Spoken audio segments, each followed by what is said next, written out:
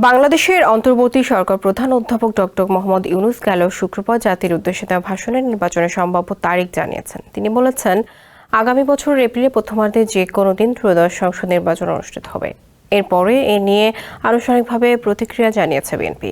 পবিত্র ঈদুল আজহা উপলক্ষে বিএনপির প্রতিষ্ঠাতা ও সাবেক রাষ্ট্রপতি জিয়াউর রহমানের মাজারে শ্রদ্ধা জানাতে গিয়ে নির্বাচন প্রসঙ্গে কথা বলেন মির্জা ফখরুল। তিনি স্পষ্ট ভাষায় বলেন, সরকারের ঘোষিত নির্বাচনের সময় জন আকাঙ্ক্ষার প্রতিফলন হয়নি। রোজা, আবহাওয়া, পাবলিক পরীক্ষার কারণে এপ্রিল মাস নির্বাচনের জন্য উপযুক্ত নয়।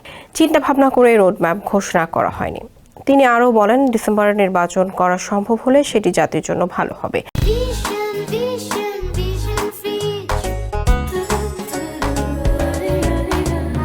এর আগে দোয়া ও মোনাজাতে অংশ নিয়ে বিএনপির নেতারা সাবেক রাষ্ট্রপতি জিয়াউর রহমানের আত্মার মাগফিরাত কামনা করেন।